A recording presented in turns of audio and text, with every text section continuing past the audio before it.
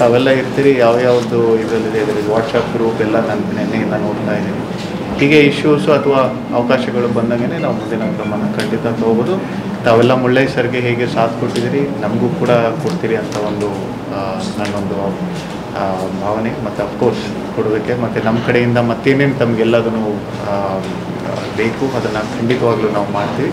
ಆದಷ್ಟು ಬೇಗನೆ ಮತ್ತು ಹೆಚ್ಚು ಪರಿಣಾಮಕಾರಿಯಾಗಿ ಮಾಡ್ತೀವಿ ಅಂತ ಹೇಳೋದಕ್ಕೆ ಇಷ್ಟಪಡ್ತೀನಿ. ಜಿಲ್ಲಾಧಿಕಾರಿಯಾಗಿ ಅಂದರೆ ಈಗ ನೀವು ದಕ್ಷಿಣ ಕನ್ನಡದ ಬಗ್ಗೆ ಸಾಕಷ್ಟು ಈಗ ತಿಳ್ಕೊಂಡಿರ್ಬೋದು, ಇಲ್ಲಿಯ ಬಗ್ಗೆ ಗೊತ್ತಿಲ್ಲದಿದ್ದರೂ ತಿಳ್ಕೊಂಡಿರ್ಬೋದು. ಹಾಗಾಗಿ ಮೊದಲ ಆದ್ಯತೆ ದಕ್ಷಿಣ ಕನ್ನಡ ನೀವು ತಿಳ್ಕೊಂಡ ರೀತಿಯಲ್ಲಿ ಮೊದಲ ಆದ್ಯತೆ ಅಫ್ಕೋರ್ಸ್ ಇವಾಗ ಮಳೆಗಾಲ ಇದಾಗಿರೋದ್ರಿಂದ ನಮ್ಮ ಮಳೆಗಾಲದಲ್ಲಿ ಏನಾದರೂ ಅನಾಹುತಗಳಾಗಿರುವಂಥದ್ದು ಅಂದರೆ ಇವನ್ ಸಣ್ಣ ಪುಟ್ಟ ಇರ್ಬೋದು ಅಥವಾ ಕಂಬಗಳು ಬೀಳುವಂಥ ಒಂದು ಇರ್ಬೋದು, ಯಾವುದಾದ್ರು ಒಂದು ಹಳ್ಳಿಗಳಿಗೆ ಕಂಪ್ಲೀಟ್ ಕಟ್ ಆಫ್ ಆಗುವಂಥ ಒಂದು ಪ್ರಮೇಯ ಇದ್ದರೆ ಅದನ್ನೆಲ್ಲ ನಾನು ಬೆಳಿಗ್ಗೆ ಕೆಲವೊಂದು ಮಾಹಿತಿ ತೊಗೊಂಡಿದ್ದೀವಿ. ಹಿಂದಿನ ನಮ್ಮ ಪ್ರವಾಹದ ಟೈಮಲ್ಲಿ ಯಾವ್ಯಾವ ಹಳ್ಳಿಗಳು ಕಟ್ ಆಫ್ ಆಗಿತ್ತು ಅಥವಾ ಯಾವ್ಯಾವ ರಸ್ತೆಗಳು ಡ್ಯಾಮೇಜ್ ಆಗಿದ್ವು, ಈಗ NH ಅವ್ರ ಜೊತೆನೂ ನಾವು ಮಾತುಕತೆ ನಡೀತಾ ಇದ್ದೀವಿ. ಸೊ ಮೊದಲನೇ ಆದ್ಯತೆ ಯಾವಾಗಲೂ ಇದ್ದೇನೆ. ಯಾವುದೇ ರೀತಿ ಸಾವು ನೋವು ಅಂತೂ ಖಂಡಿತ ಸಂಭವಿಸಬಾರ್ದು. ಅದೇ ರೀತಿ ಯಾವುದೇ ಒಂದು ಪ್ರಾಪರ್ಟಿಗಳಿಗೆ ಹಾನಿ ಆಗುವಂಥದ್ದನ್ನು ಕೂಡ ನಾವು ತಡಿಬೇಕಾಗ್ತದೆ. ಈಗಲೇ ಕೆಲವೊಂದು ಮಾಹಿತಿ ನಮಗೆ ಬಂದಿರೋ ಪ್ರಕಾರ ಯಾರು ಅಂಥ ಒಂದು ಗುಡ್ಡಗಾಡು ಪ್ರದೇಶದಲ್ಲಿ ಅಥವಾ ಅವರ ಮನೆ ಒಂದು ಬಿರುಕು ಬಿಡುವಂಥದ್ದು ಅಥವಾ ಏನಾದ್ರು ಆ ಥರ ಒಂದು ಸನ್ನಿವೇಶದಲ್ಲಿದ್ದರೆ ನಾವು ಒಂದು ಪ್ರಿವೆಂಟಿವ್ ಮೆಷರ್ ಆಗಿ ಏನು ತೊಗೋಬೇಕು ಅದನ್ನೆಲ್ಲ ನಾವು ನಮ್ಮ ಉಪವಿಭಾಗಾಧಿಕಾರಿಗಳ ಜೊತೆ ಮತ್ತು ತಹಸೀಲ್ದಾರ್ ಜೊತೆ ಮಾಡ್ತಾಯಿದ್ದೀವಿ. ಅಫ್ಕೋರ್ಸ್ ಇವಾಗೆಲ್ಲ ಗ್ರಾಮ ಹಂತದಲ್ಲಿ CO ಜಿಲ್ಲಾ ಪಂಚಾಯತ್ ಆದ ಆನಂದ್ ಅವರು ಅವರ ಮೂಲಕ ಅವರ ನೇತೃತ್ವದಲ್ಲಿ ಏನು PDOನ ಒಂದು ಮೇಲುಸ್ತುವಾರಿಯಾಗಿ ಇದು ಮಾಡಿದ್ದಾರೆ, ಅದನ್ನು ಕೂಡ ಅದ್ರ ಬಗ್ಗೆಯೂ ಕೂಡ ಒಂದು ಕೆಲವೊಂದು ಮಾಹಿತಿಯನ್ನು ತಗೊಂಡು ಈಗ ಬಹುಶಃ ಇನ್ನು 4-5 ದಿನ ಅಷ್ಟು ಮಳೆ ಇಲ್ಲ ಅಂತ ನಮಗೆ ಸಿಕ್ಕಿರೋ ವರದಿ ಪ್ರಕಾರ. ಬಟ್ ಅದರ ನಂತರ ಖಂಡಿತ ಮಳೆ ಹೆಚ್ಚಾಗುವ ಸಂಭವ ಇದೆ. ಸೊ ಯಾವುದೇ ರೀತಿ ಒಂದು ನಷ್ಟ ಆಗದಲ್ಲೇ ಇರೋ ರೀತಿ ನಮ್ಮ ಕೈಲಾದಷ್ಟು ಹೇಗೆ ಇದು ಮಾಡಬೇಕು ಮತ್ತು ಎಲ್ಲ ಇಲಾಖೆಗಳ ಒಂದು ಸಮನ್ವಯ ಜೊತೆ ಹೇಗೆ ಮಾಡ್ತೀವಿ ಅನ್ನೋದನ್ನು ಮುಂದಿನ 4-5 ದಿನಗಳಲ್ಲಿ ನನ್ನ ಒಂದು ಆದ್ಯತೆ. ಅದ್ರ ಬಗ್ಗೆ ನಾನು ಹೆಚ್ಚು ಮಾತಾಡೋದಕ್ಕೆ ಇಷ್ಟಪಡೋದಿಲ್ಲ. ಬಟ್ ಆಗಲೇ ನಿಮಗೆಲ್ಲ ಗೊತ್ತಿರೋ ಇವಾಗ ಪೊಲೀಸ್ ಕಮಿಷನರ್ ಸರ್ ಇದ್ದಾರೆ, SP ಅವರಿದ್ದಾರೆ, ಅವರೆಲ್ಲ ಅದ್ರ ಬಗ್ಗೆ ಆಗಲೇ ಕೆಲವೊಂದು ಕ್ರಮಗಳನ್ನ ಇವಾಗ ತೊಗೊಂಡಿದ್ದಾರೆ. ಕೆಲವು ದಿನಗಳ ಹಿಂದಿದ್ದಂತ ಇರುವಂಥ ಸಿಚುವೇಶನ್ಗೂ ಇವಾಗೂ ನಾವೇ ಇವಾಗ ನೋಡ್ಬೋದು ಯಾವ ರೀತಿ ಇದಾಗಿದೆ ಅಂತ.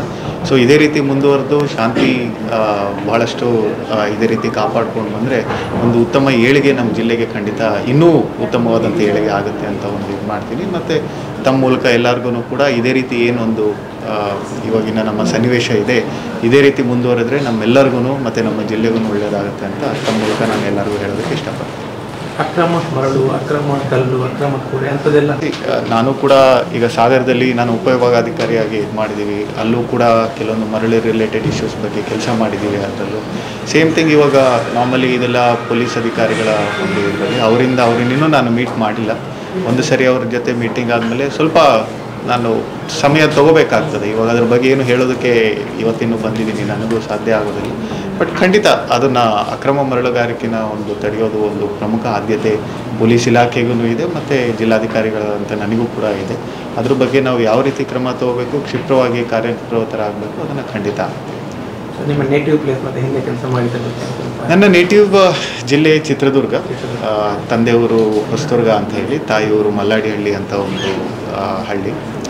ನಾನು ಮೊದಲನೇದಾಗಿ ಪ್ರೊಬೇಷನರ್ ಆಗಿದ್ದು ರಾಯಚೂರು ಜಿಲ್ಲೆಯಲ್ಲಿ ಬಗಾದಿ ಗೌತಮ್ ಅವರ ಜಿಲ್ಲಾಧಿಕಾರಿಗಳಿದ್ದಂಥ ಸಮಯದಲ್ಲಿ ನಾನು ಅಲ್ಲಿದ್ದೆ.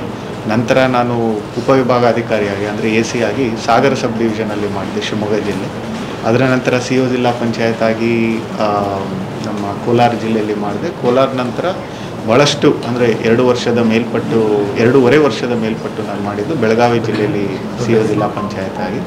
ಅದರ ನಂತರ ತುಮಕೂರು ನಗರಸಭೆ ಅಂದರೆ ಕಾರ್ಪೊರೇಷನಲ್ಲಿ ಕಮಿಷನರ್ ಆಗಿದ್ದೆ. ಹಾಗೆಯೇ ಬೆಂಗಳೂರಿಗೆ ಬಂದು ಮತ್ತೆ ಟ್ರಾನ್ಸ್ಫರ್ ಆದಮೇಲೆ IT/BT ಡೈರೆಕ್ಟರ್ ಆಗಿದ್ದೆ, department of electronics, IT and BT. ಮತ್ತು ಇಲ್ಲಿಗೆ ಬರೋದಕ್ಕಿಂತ ಮುಂಚೆ ಅಪರ ಆಯುಕ್ತರು ಅಂದರೆ ಅಡಿಷನಲ್ ಕಮಿಷನರ್ ಕಮರ್ಷಿಯಲ್ ಟ್ಯಾಕ್ಸ್.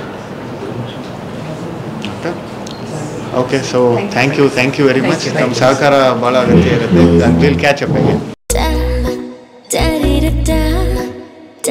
ಮತ್ತೆ ಮತ್ತೆ ಸವಿಯಬೇಕೆನಿಸುವ ಮೃದುವಾದ ನಂದಿನಿ ಪನ್ನೀರ್,